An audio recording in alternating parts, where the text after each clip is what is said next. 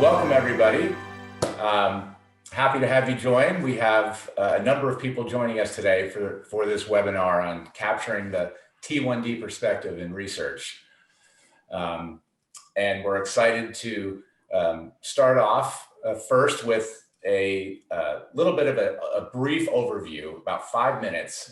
Dr. Wendy Wolf, who runs our T1D Exchange registry, will give just a very short presentation on some of the work that we do at T1D Exchange, but then we'll quickly move into a panel discussion for the balance of the hour. And just for your own information, we have a number of people from the T1D community, patients and caregivers, as well as those in industry or in some providers who care for people with type 1. All participating or attending this webinar. So we're happy to have all of you and get started with this. So I will turn it over to Wendy, and then I'll kick back the panel after she's done. Great, thanks, Dave. Welcome, everybody. Thanks for joining us today. I'm going to touch on the 3 ways that we capture the T1D perspective at the Exchange.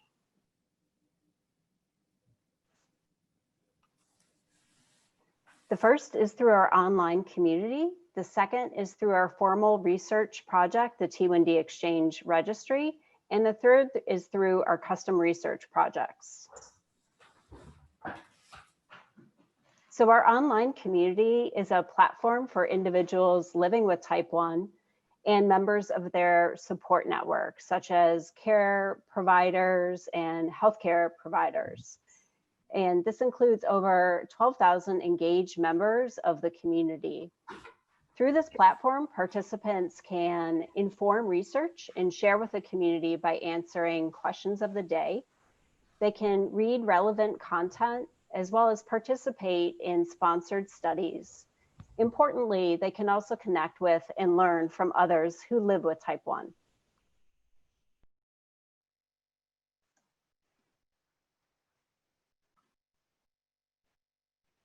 The question of the day is really a quick way for us to take the pulse of the community on different topics. And in May, we asked the question, what is your perception regarding telehealth? Here you can see the results of that data. At that time, 46% reported that they have used it and they like it. However, given the ongoing pandemic, we decided that we also wanted to sort of check in with the community on this topic as time went on. And so we repeated the same question very recently on November 30th. And we found that for a similar number of respondents, there was now 80 or 61% of the population had reported using telehealth and thinking it was advantageous. So this is just one example of a question of the day that we use with our online community. I should note that a number of people from our community have decided to join our formal research project, which is the registry. And the registry is a longitudinal study that seeks to create a cohort of individuals living with type 1 within the US. Anyone can participate at any age. And we want to make participation in research very easy. So participants in the registry can sign up for other studies in addition to ours on various topics related to type 1. So in terms of these first 2 goals, which I just touched on, we are also gathering over time data on disease, health status, and self-reported outcomes. And the hope is to harness this information to generate evidence to support policy, insurance coverage changes that can benefit the type 1 community. It's pretty easy to join the registry. You sign up and complete a consent form, as well as a 29-question survey at the time of enrollment. This captures information such as demographics like age and gender, socioeconomic data such as education and insurance information, as well as clinical information, so A1Cs, information about other health conditions, as well as diabetes management approaches. To date, we have close to 11,000 participants in the registry, and over 6,700 have completed the core questionnaire at the time of enrollment. Since the study has now been operating for a little over a year, there's a subset of the cohort that have been able to complete our annual questionnaire, and that we have over 800 responses to date for that first annual questionnaire. Some quick stats on the registry: we have participants from over 50 states as well as Puerto Rico, and 85% of our participants are adults with the average participant age of 38. In addition, people report on average living with type 1 for close to 21 years within the cohort, and we have a large number, over 5,000 CGM users. So while we have representation from every state and every age bracket, we're actively looking to increase the diversity of the cohort, particularly with respect to recruiting more males and more people of color. In addition to the registry, we conduct custom research projects on a number of topics that really sort of capture the participant voice and experience for individuals living with type 1, as well as their caregivers. We use a number of different methods to do this through one-on-one interviews, multi-person focus groups, surveys, and device data analysis. So these projects can be sponsored or internally initiated projects. And some of the recent topics that we've studied are outlined here. We've focused heavily on hypoglycemia and have a project that's looking at severe lows in glucagon use and that experience for people. As well, we are developing a fear of hypoglycemia screener that we are nearly ready to pilot in clinical sites. We've also studied CGM time and range as a proxy for A1Cs. In addition, we've focused on a better understanding of the impact of diabetes on daily life, sort of focusing on a number of different areas, but also touching on sleep, exercise, and aging. If you're interested in more information, please see our recent publications noted below. Finally, in summary, I just want to say that participating in research allows people living with type 1 to share their voice and share their experience. If you're living with type 1 and if you're interested in joining the registry, please see the URL below for more information. With that, I will turn it over to Dave. Great, thanks, Wendy. Appreciate that. And that's certainly one of the points we want to make, and we'll hear about it, I think, with the panel, is that research does take many forms. And sometimes people think the only way to participate in research is to go to a doctor's office or a hospital and provide samples and participate in that way, versus there are a lot of activities where you can give feedback in different forms and fashions, and that's something that we get to be involved in, a lot of those different activities, and certainly want to make sure that everyone's really understands the possibilities that exist. We're very excited for the panelists today. I'll have them give an intro in a minute, but just as you can see, we have Brandon Denson, who co-host and founder of Bolus Maximus podcast and president of Bolus Maximus. I absolutely love that name. Expect nothing less from a former college football player. Great strong name there. Christine Fallabel, living with T1D, advocate, freelance writer, also does advocacy work for the ADA. Steph Habif, vice president of behavioral sciences at Tandem Diabetes Care, and she'll talk a bit about some of her experiences there, gathering feedback.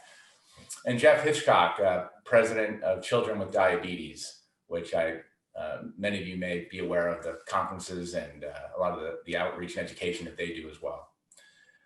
So with that, I'll move to bring on the panelists here. If you guys can unmute yourselves, and we'll go through. And I'll first start off with asking each of you just to give 1 minute summary of the work that you're currently doing, and first and foremost how it relates to type 1 diabetes and your connection to T1D. So we can start. I'll go off my tiles here. Maybe start with Brandon. Hello. First and foremost, I want to thank you for the opportunity to come on and actually talk to your participants. My name is Brandon A. Denson. I've been living with type 1 diabetes for a little over 17 years now. I had an opportunity to graduate from Michigan State University, play football there. But the reason that's not important. The important thing is that we're bringing things together within the community. I am actually the president of a nonprofit that I started with my co-founder, Matthew Taro. He's also a type 1 diabetic and he works at Tandem Diabetes. And we also have a podcast by the name of Bolus Maximus. So please tune in anytime. It's streaming on all platforms. And we also have a website as well at www.bolusm.org. Our main objective is to bring the community tighter, specifically starting with males and diversifying that. But at the end of the day, we all live with this disease and we understand the complications, we understand the headache and the heartache that we go through, not just ourselves, but our families and our caregivers. So thank you. Thank you. I appreciate it. Great. Thank you, Brandon. Jeff? Hi, I'm Jeff Hitchcock, the founder and president of Children with Diabetes. We provide education and support to families living with type 1 diabetes, like mine. My daughter, Marissa, who is now 33 and a research nurse, was diagnosed in September of 1989 when she was 24 months old. And there were no resources at the time to really help families learn how to thrive. And that's what we primarily focus on. And Dave, you had alluded to our Friends for Life conferences. The most well-known is our Friends for Life Orlando event held every July at Disney every year except this year. So we switched to a virtual event. But when we are together in Orlando, it's the largest family-focused type 1 educational event in the world with several thousand people who come together for a week of research, science, fun, just hanging out at the pool kind of stuff. So we're looking forward to getting back, and hopefully that's in 2021. Yeah, great. Christine? Hi, everyone, and thank you so much for having me today. My name is Christine Fallabel, and I am a health writer. I'm the Director of State Government Affairs and Advocacy with the American Diabetes Association. And I think most importantly, I'm a person living with type 1 diabetes. This past summer, I celebrated my 20th diaversary, and so pretty big milestone, and I'm honored to be here today to speak with you all. So thanks again. Thanks, Christine. And Steph? Yes, happy to bring up the rear. Hi, everybody. Happy holidays. My name is Steph Haviff. I serve as the Vice President of Behavioral Sciences at Tandem Diabetes Care. Jeff, it's so nice to put a face to a name. I've been to the CWD conferences a bunch, and Brandon, I know Matthew, and so it's very cool to be able to have some time with you today. I'm excited to learn with everybody. In my role as Vice President of Behavioral Sciences, I oversee a couple of different teams at Tandem. Some of our teams are responsible for doing all of the human factors research and usability testing to ensure that the machines that we bring into the world are safe and effective to use. Another one of my teams is responsible for conducting all kinds of what we call post-market surveillance or observational research, where once the FDA provides clearance for diabetes technologies, how is that experience in the everyday lives of people and their caregivers and their family members and their healthcare providers using the machines that we make? So I like to say that our behavioral sciences team runs around advocating for the humans using the machines. Great. Thanks, Steph. Well, that helps kind of provide a bridge to the kind of the first question I wanted to pose to the panel. If you could describe some of the different types of research, and again, we're considering it as market research or voice of customer or clinical research, in which you've been involved in kind of how you go about that and enrolling people with T1D into that research. I'm very happy to start that off just to keep Sure. it kind of smooth dialogue. So I think in my experience, and I'm sure this is true for a lot of people, when they hear about diabetes research, automatically they think clinical trials, and that's not true just for diabetes. I think that's true for almost all of healthcare and medical device. And certainly clinical trials are critical to making sure that the latest and greatest technology can be available in our everyday lives.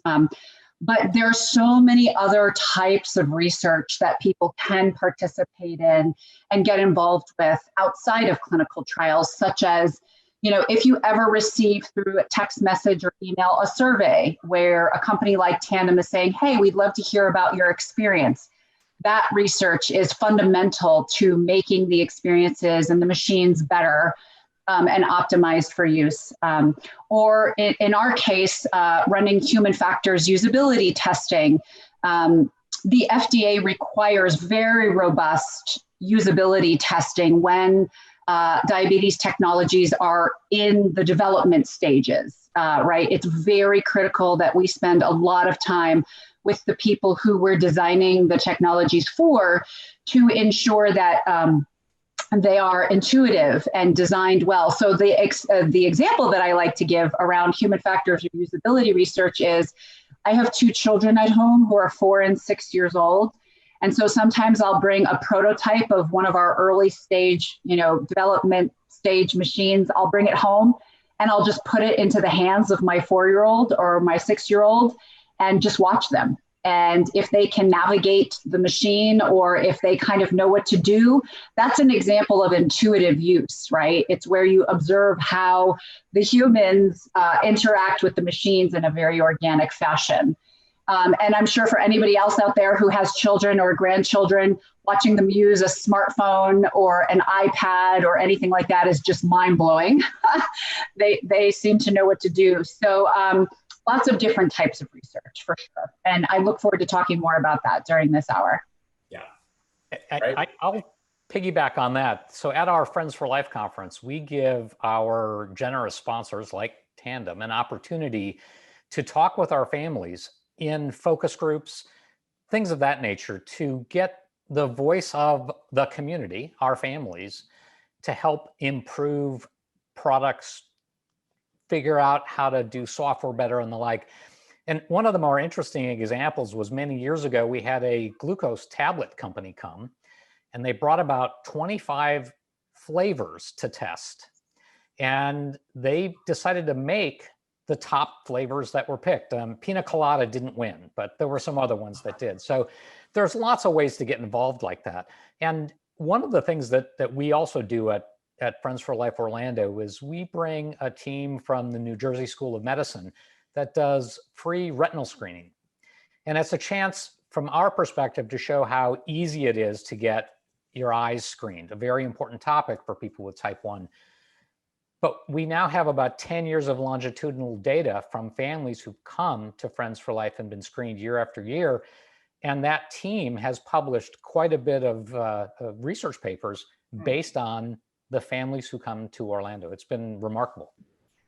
Wow, that's awesome. And Jeff, as someone who did attend, and while I worked at Animus, we got some great feedback in focus groups on the closed loop system that we were working on. And that input was definitely valuable to think about, the overnight control and the importance of that and what parents were looking for in particular in the system. Christina, Brandon, you want to describe? Yeah, and just to piggyback off of what Jeff said, I've been able to attend Friends for Life, Children with Diabetes. Amazing organization and amazing event that just brings everybody together. But what we're doing something with Bolus Maximus, we're doing something as similar to what you said about the glucose tabs. This month of December, we actually have people coming into our meeting rooms to kind of discuss their methods of use as far as their treatment, whether it's MDI, whether it's insulin pumps, and to give us that user experience, because I think without listening to the community and understanding what works and what doesn't work, it's hard to kind of create another product that's going to be beneficial as to living with this disease. So, we always open that platform we want to hear from the community, because we know, as in any business, if you're not listening to the customer or the client, then it's probably going to fail. So, it's always good to get different perspectives, but then also just how people live their everyday life with using the technology and the insulin and things like that. So, yes. Yeah. Yeah. Go ahead, Christine. Yeah, and I'll also add that reaching out to the diabetes online community, especially communities on Facebook and Twitter, and really getting that feedback from people living with diabetes is so important. I think especially now that COVID has shut everything down, people can't get together in person, soliciting that feedback online is crucial. So Christina, maybe follow up on specifically how research can be used to accomplish something else. And I know, Steph obviously talked about product development, and you can imagine all the ways that could help. With some of the work you were doing with advocacy and CGM, I believe it was Medicaid in Colorado, you were telling us briefly about, and the surveys that you did. Maybe you could share a little on that. Yeah, absolutely. So in my work with the ADA, we supported the first copay cap payment in the United States, and it capped insulin copay caps to $100 per month in Colorado. That passed in 2019, and it was House Bill 1216. And the bill actually had two parts. The part that the media focused on was the copay cap, because that's super exciting for people living with diabetes. But the second half enlisted the Colorado Attorney General to actually do a research study into the rising costs of insulin in Colorado. And part of that research study was creating a survey that went out to all Coloradans, and over 400 Coloradans with diabetes responded to the survey, and it asked 50 or so questions on how are you affording your insulin? What are your barriers to affording insulin? How has COVID affected your ability to access insulin? And the feedback was just incredible. We had people saying that they are traveling to Mexico and Canada, even with the copay cap bill in place. Some people fall outside the scope of it. They're not on a state regulated health plan. People reported that they're rationing their insulin, bartering for insulin, borrowing insulin from family and friends. And I think it's really important that the researchers at the AG's office actually went out into the community and got this qualitative data, because without having a survey, you would never hear these stories. And it was really powerful to get all of that feedback. So we're actually taking, that feedback to inform our legislative agenda for 2021. And one of the responses overwhelmingly was that Colorado Medicaid does not cover continuous glucose monitors. They are covered for children up until age 21 under a federal program called EPSDT. And then when you hit age 21, you're taken off on Colorado Medicaid, and this differs by every state Medicaid program. But people responded overwhelmingly saying, I need a CGM. I've been on it for 10 years. I turned 21, I'm on Colorado Medicaid, and now I don't have access. And so that's informing, what we want to prioritize in 2021. And I think without having tools like the survey to get this qualitative data, we wouldn't have known that the issue was such a big problem. So it definitely has informed my work. And as a person living with T1D, and I've been on a CGM for 6 years, I know how important it is to have good control. And so really exciting stuff. Yeah, that's great. Steph, you also talked about some interesting things that you uncovered in your research, maybe with Control IQ and MDI users and how they viewed things. Maybe you could share a little bit about how some of that feedback and research you've used to kind of help you in your development and marketing of Control IQ. Sure, absolutely. I tell the engineers and the technologists who I work with every day how in awe I am of them and their ability to build and create things. An insulin pump or a CGM, any of the technologies that we use in our community, that's a beautiful example of pure human-computer interaction. So while my teams are busy focusing on the humans, they're in their labs and in their rooms building these amazing machines and these amazing technologies. And I think in order to be really good at that, you have to focus. And so the beauty comes in anytime we get a chance to take one of those prototypes or one of those machines and present it for the first time to the people who we're designing for. And a lot of times the way we do that is we don't say very much, right? Because we just want to see how that interaction goes, whether it has to do with the way people think about the technology, the way that they want to navigate or interact with the technology. And so some of the most valuable lessons we learn when we do that research is what not to design or what not to build. And so every time a new CGM or a new insulin pump or a new drug or anything like that comes to market and becomes available for our communities, there were probably many, many, many versions of that earlier on that were in some different form or format. But in some of our recent clinical trials, again, you want to try to be as organic and observational as possible. I was telling Dave a story recently where in one of our clinical trials specifically related to Control IQ, for anybody who is familiar with the t:slim X2 with Control IQ, it's an advanced hybrid closed loop system. And the part that makes it advanced is that it uses the CGM readings to predict what's going to happen with your blood sugars. And based on that, it can deliver auto boluses, right? Automatic boluses of insulin. And so we had one of our clinical trial participants who has gone out and talked about her experience quite a bit. When she was participating in the Control IQ clinical trial, she didn't touch the pump.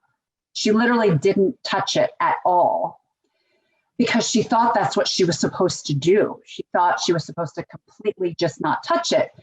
And at some point, you know, along the lines during the trial, when she went to go meet with the doctor and the person running the research, that person said, is there a reason you're not touching the pump? Because it still requires you to bolus for meals, right? We're not quite yet in a world where it's completely hands off and you don't have to touch it at all. And she said, oh, no, typically I would go to my pump and I would bolus for meals. And the doctor said, well, why aren't you doing that? And she said, oh, I didn't know. I thought I was supposed to not touch it.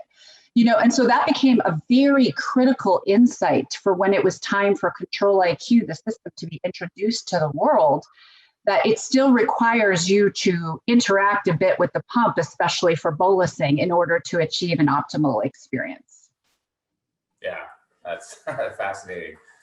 I'm curious around challenges that all of you have seen in kind of either conducting research or participating in or just observing how it's being done, whether that's kind of not getting enough participation, representativeness, et cetera. Are there things that you'd point out that you've seen, and we'll then get into kind of, is there some advice on how we could maybe do better in some of those areas? But one of the areas where we try to bring families in is on the biological research. So not specifically the device stuff, but research into prevention as an example, TrialNet, a specific example. And there is in the parent community an undercurrent of reluctance to participate. Almost, I don't want to know because I don't know what I would do if I learned that my child was at high risk for developing type 1 diabetes or was already on the progression to developing type 1. So for many years, we've brought TrialNet to Friends for Life conferences, especially Orlando. They bring an excellent phlebotomy team. They screen people. And I will get up in front of the crowd at the beginning of the opening keynote and remind them that all the money in the world and all the most brilliant researchers in the world can't solve this if we, the community of people living with type 1, don't participate. So I feel that there is an opportunity for those of us who have a voice, whether it is in person or in online and social media and the like, to remind people that, there's people like Steph and her company who are doing great innovation, but we have to be there for them. We have to participate. That's how we get innovation. That's how we get scientific breakthroughs. That's how we do better. Yeah. Jeff, that screening question, I worked with a lot of people who had type 1, and I have it myself, and a number of people did not participate years ago in the screening efforts for the reasons you described. There weren't treatments on the horizon that they said, well, why would I just want to know this and live in, or have my family member live in this doom? But obviously that's starting to change a little bit, given that there are some therapies coming. Sure. Clinical data showing that, hey, we might be able to delay this. I'm curious for those, with type 1 or, your daughter, if you're willing to share, has anyone been or had family members screened, immediate family members screened for T1D? Yeah, so we screened our other two children very early on, as soon as they were able to. And Marissa had her son, Connor, screened at the earliest opportunity that he could, and was actually part of a TrialNet promotion talking about how important it is to get screened. And this is really about data matters, knowledge matters. Yeah. This is why CGM is important. You can't, the more data you have, the better decision making you have. So if you know that type 1 is a risk, you can begin to make behavioral changes to improve outcomes. And we know that if you catch type 1 before DKA, you have substantially better life, long-term outcomes. So there are, even in the absence of an intervention, reasons to participate in screening trials and all these other types of trials and research that are available. I will say, being very involved in the diabetes community, I have two older brothers, neither of whom were ever tested. So it just goes to show that even people who are heavily involved in diabetes, sometimes their family is intimidated or they don't prioritize it. And so, it's not just the people that aren't involved or aren't online or anything like that. I think it's widespread. And so definitely sharing the importance of signing up, and I will be getting on my brother's backs to get tested. Good for you. And I want to just jump in there too as well. I'll say that sometimes the biggest problem is, or issue is, like Jeff mentioned, is that we have family members that are like, I don't know what I would do if I had it. I don't know if I could handle that, what you go through. But as we are our best advocates, but we're also our advocates for our family and our friends and our community members, the best thing that we can do is how we thrive with this disease is to tell them that if you do have it, you're gonna be okay. So anytime I hear somebody say, I don't think I can handle what you go through.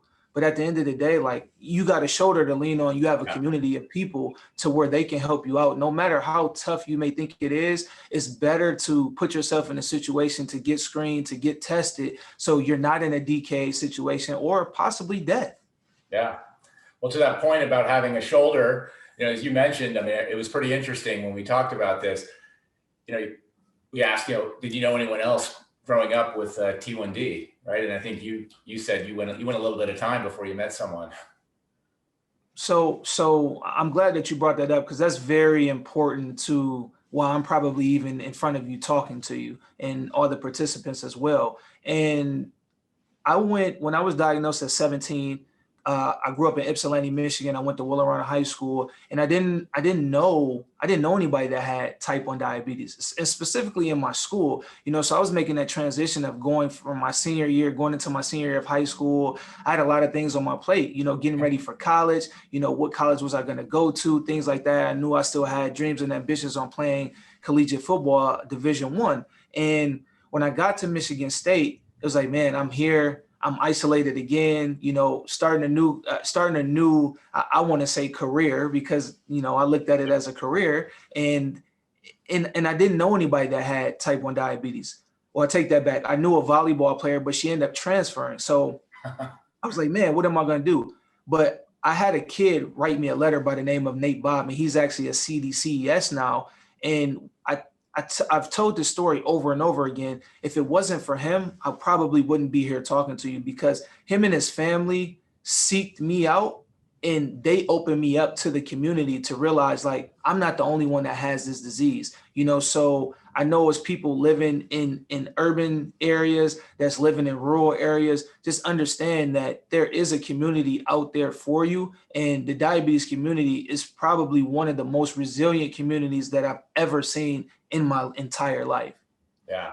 And then one of the things we like to do is collaborate and plug other organizations. So obviously Jeff's organization does a lot for families and connecting people, and they can relate to others. College Diabetes Network is an organization that can help when people go to college and you're feeling isolated. It'd be good to connect with someone else, on campus.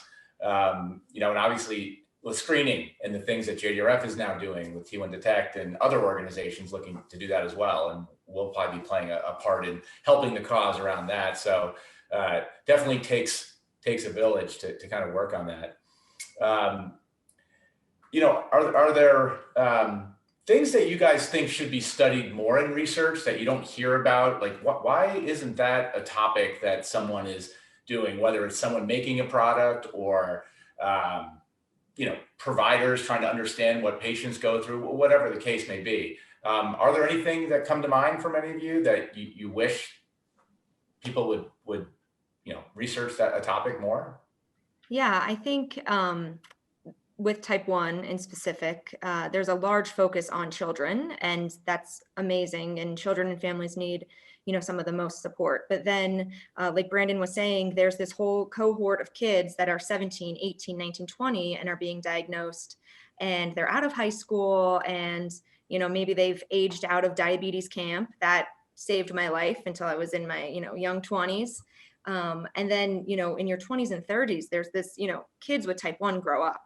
And there's this whole notion, I think, in the general public that juvenile diabetes might go away. But there's millions of us out there that are in our 30s now, married, you know, considering having children. And what does type 1 in pregnancy look like? Or what does support for type 1 look like after you graduate college and there's not a college diabetes network support group there? What happens when you move away from home to a new city for the first time and no one at your new job knows you have type 1? And so I think there's a whole area of research, and it is getting better. I think, you know, it's being studied more and people are raising their voices more than ever before. But I think, you know, kids with type 1 grow up, and I think that support is needed all the way through the whole lifespan. So. Yeah, I would also share a little bit on how the programming at our conferences has changed over the last, say, 5 or 6 years and what that reflects. So years and years ago, a lot of our programming was about the mechanics of living with type 1. How do you maximize MDI? How do you get the most out of your pumps? And in recent years, the innovation on the device space has been spectacular. So it's much easier to use thanks to people like Steph and her team and the families who participate. And we've come to realize that what people really want is the psychosocial support. Kind of like what Christine was talking about. How do I thrive with type 1? How do I be a responsible partner to an adult with type 1? How do I become a parent? How do I talk with my kids? And that's, I think, where the gap is today. We know there's a lot of research underway. We know a lot of psychologists in the space, but that's, I think, where our families need the most help. How do I stay in this game that I you know, Brandon, to use a football metaphor, I can't get off the field and I can never cross the goal line, but I got to keep playing. So how do I stay motivated? How do I stay in? How do I stay involved? Because we know if you do that, you have good outcomes. So the psychosocial research, I think, is where we're going to see great opportunity to have really profound impact on people's lives. We know it, you know, it's a scientific fact that social support mitigates stress. And I think we can all relate to the fact that this year in particular has given us this firsthand experience that when we don't get to be with each other in person, it's not the same. And God bless technology. Thank God for, you know, these tools like Zoom and everything to keep us connected. But as far as, you know, the mitigation of stress, and Jeff, to build on what you were saying, the relief of burden, and, you know, how do we collectively help to carry the load that comes along with living with type 1? There are a couple of specific areas of research that we're focused on right now. One that I think is critical and could potentially play a role in some of what Christine talked about related to either reimbursement changes or policy changes for us is around sleep, and making sure we do much better at measuring, quantifying, relaying evidence around sleep and how technologies can either help with quantity or quality of sleep and why that matters in the big picture holistically for a person and a family's health.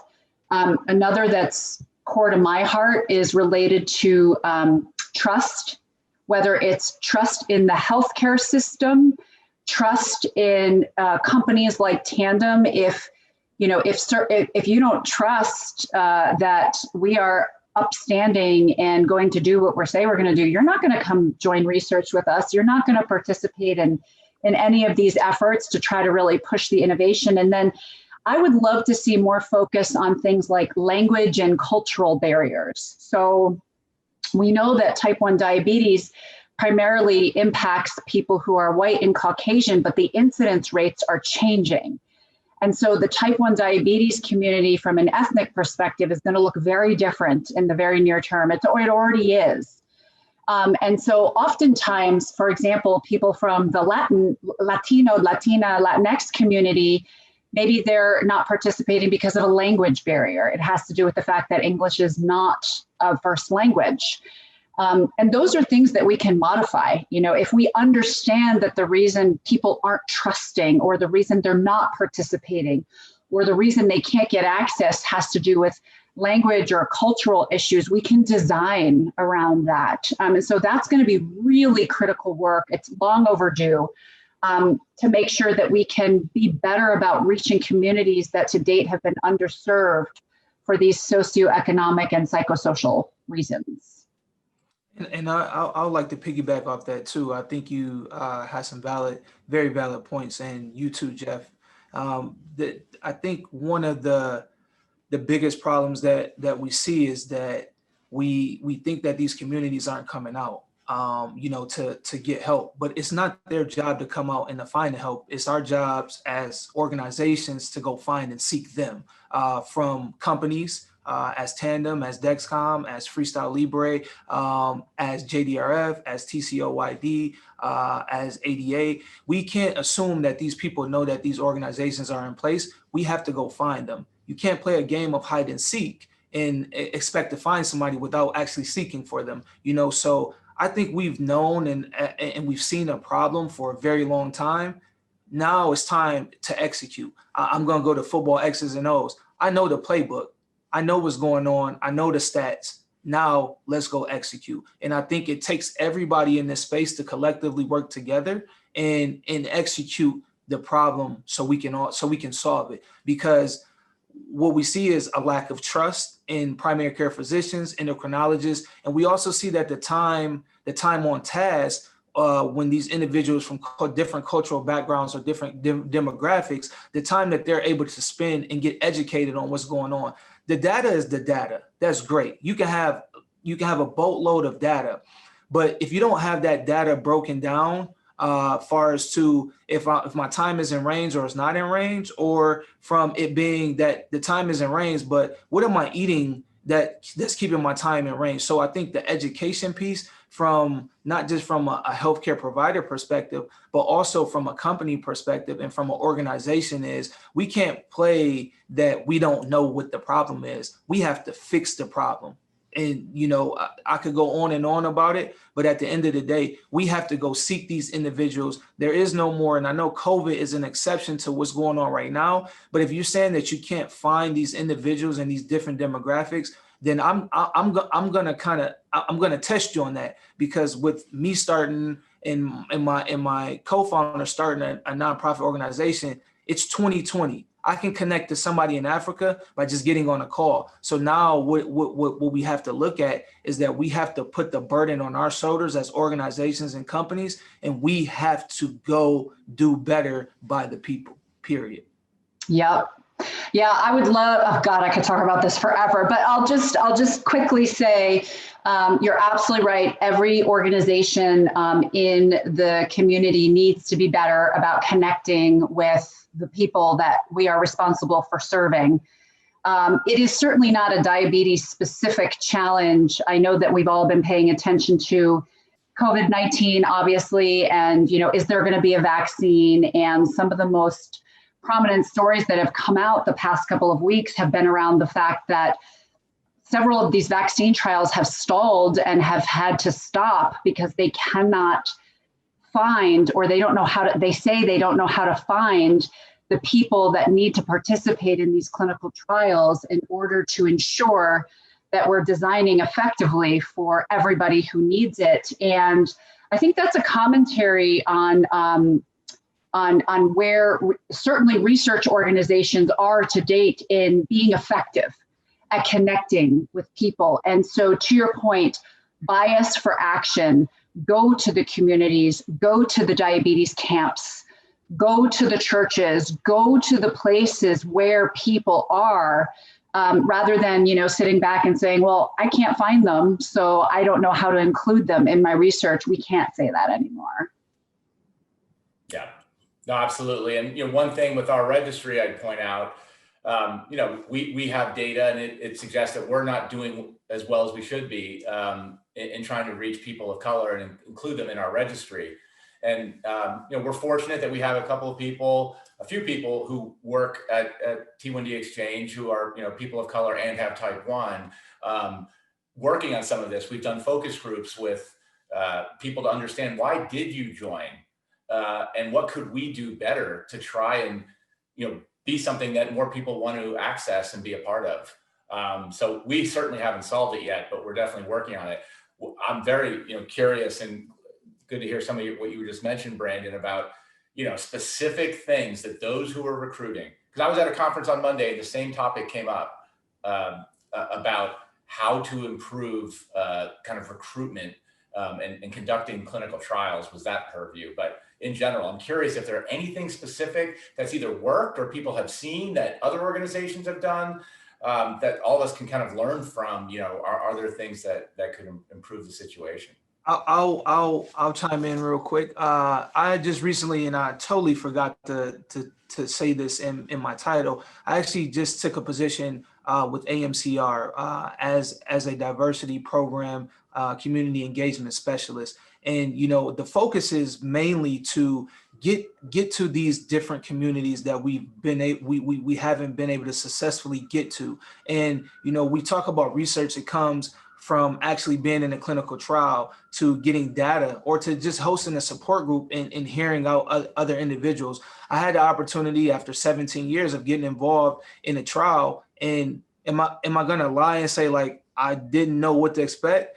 No, I didn't know what to expect. But the thing is, it gave me a different perspective on being able to see how much work and dedication comes in from doctors, and that comes in from the patient that's actually trying the trial, and actually being able to trust. I think a lot of times we look at it like, why can't we reach these communities? Why can't we reach these demographics? There's a history that goes along with this. And I don't know if you guys know about the Tuskegee syphilis experiment, but you got to think, that's not just one situation and I'm going to speak for Black people have been in. So you have to see that there's trauma that goes with that. Hearing about that, and this is diabetes related or non-diabetes related, you got to understand where people from these backgrounds come from on just saying, I'm just going to trust that and allow that to happen. But what we have to understand is when we get into these communities and we build that trust, we can never break that trust, because then you're going to have the same thing. It's going to be a ripple effect of what's going on now. Am I going to say, just go ahead, get involved in a clinical trial? I think mentally you have to be prepared, because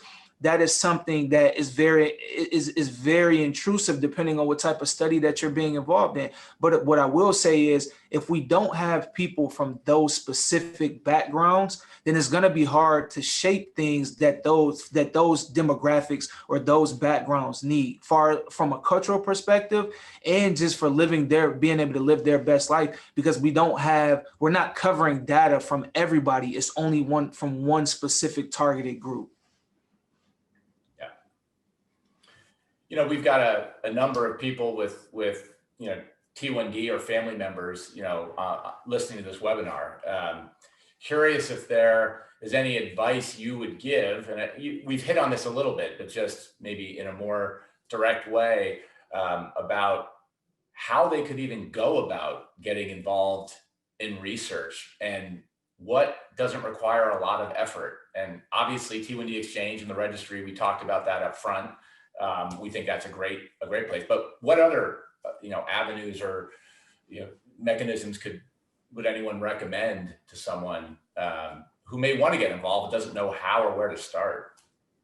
I think a great place to start is just talking with your endocrinologist or even your family doctor. So I'm very fortunate. I live in Denver, Colorado, and I go to the Barbara Davis Center, and they are heavily involved in clinical trials. But when I first started going to the clinic, I filled out a form basically saying whenever there's a clinical trial that I might be eligible for, I get an automatic email, and then you can opt in very easily.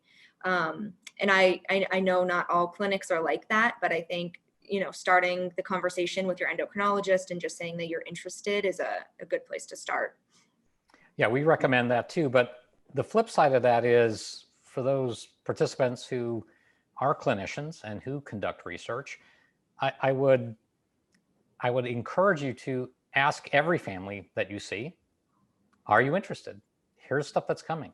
Don't assume that a particular family might not be interested.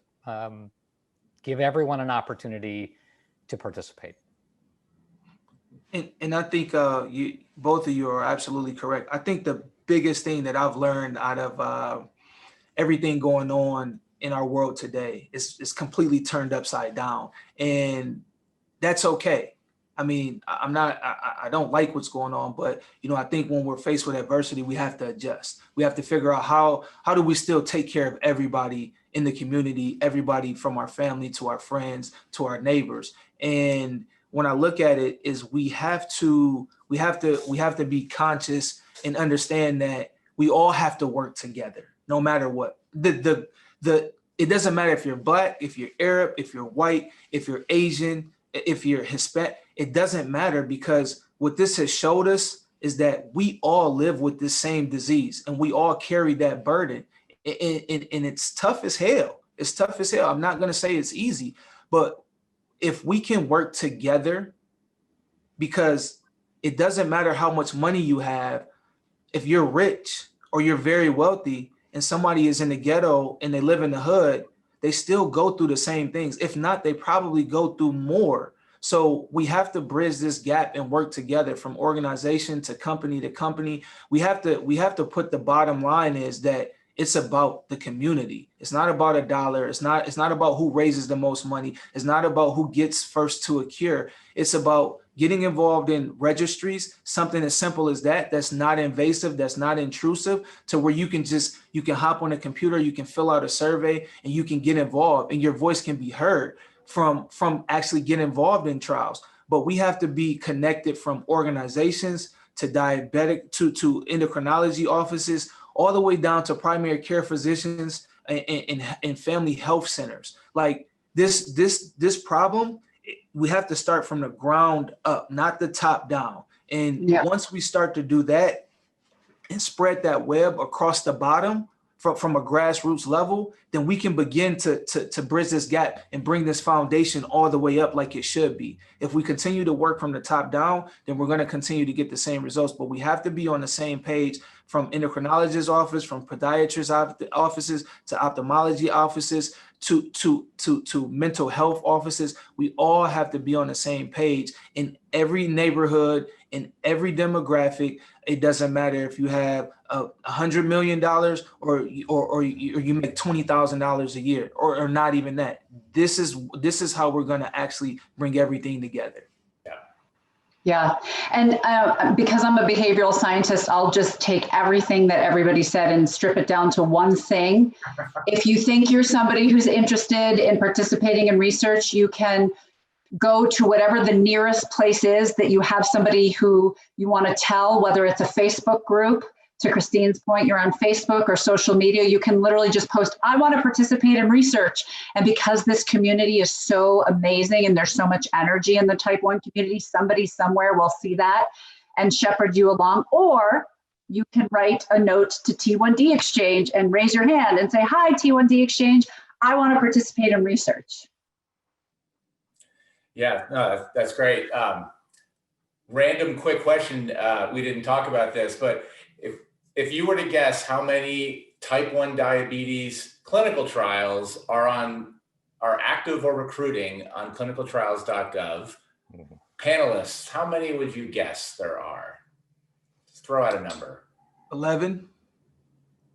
150. I was going to Are say, you saying sites, actual sites, or how many studies Oh, are? sorry. Like how many studies if you search type 1 diabetes? Oh, okay, okay. Ooh, Staff, don't Google it. No, just kidding. I'm not going to answer. I'm not. Okay. Well, I'll tell you, because we had no idea. We did it for fun, and 592. Wow. And to your point, Jeff, there are a number of them that are trying to get just basic information where it's not necessarily a treatment that's ready, that they're trying to understand some things. Now, that's just the clinical trials. Now think about everyone who's trying to get surveys or feedback. You know, we talked to a number of people about just telemedicine, trying to understand how telemedicine has impacted people with type 1. And I'll make a plug, next Thursday, we are doing another webinar with several panelists to talk about virtual care and how that's impacting type 1. But we've gotten multiple requests to field a survey to our registry participants about it, and we've already conducted a couple of them. So I was floored by that. So I was curious to see what people thought, because that is a lot of studies, and a lot of them are having trouble recruiting. So I think all of us, if we can amplify that message, that we need more. Dave, can I ask you a question? If you don't mind, sorry to cut you off. Have you ever participated in a clinical trial? I didn't meet inclusion criteria for one that I tried. But in general, I think and I've had 25 years of type 1, so I was a little later when I got diagnosed. I didn't always know where to start. And if you didn't live near a center, I wasn't sure what to do. I looked into TrialNet years ago, and I wasn't close to a site where you could give the sample for my child.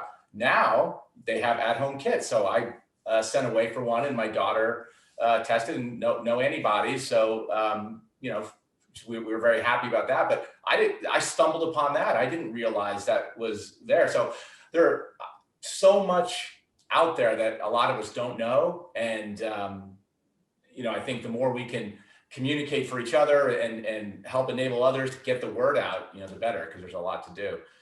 We just have 2 minutes left in the panel. So just any closing remarks, I'll just open it up, to anybody. If there's anything you'd just like to wrap up with here on the topic. I would like to thank you and the Exchange for the incredible work that you do, helping us all understand the lived experience of type 1. And I think that's really important. And to the participants, I would like to thank all of you for making a difference in the lives of our families, whether you are clinicians who help us day to day, or researchers working on improving our care and outcomes. I salute you.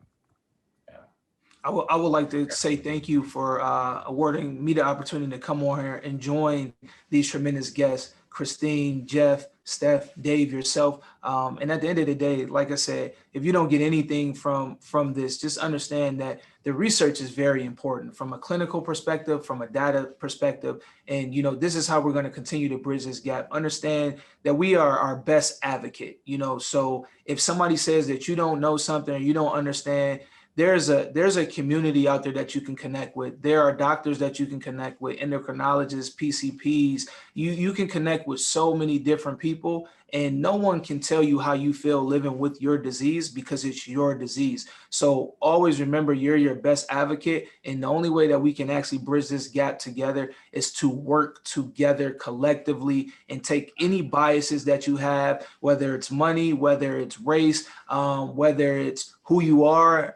We have to take all of that out and understand that the only way we're going to get across the goal line eventually is to work together. Yeah, absolutely. Yeah, and I would just like to echo everyone's comments and say thank you so much. And if you're living with type 1 and you're on this webinar, know that you're not alone and your voice matters. And one way to amplify your voice is to participate in research. So thank you so much. Mm-hmm. I'm very grateful to be a part of the group like this, and those listening and everybody else to continue to spend each day making the lives of people with diabetes better. So thank you for that. Thank you all, panelists. It was great insight from different perspectives. Really appreciate it. And if anyone has any questions, if they've been listening, you can you can message info@t1dexchange.org. And we're certainly T1D Registry.org to find out more information about joining that. So once again, thank you all, and appreciate it, and have a good rest of your day.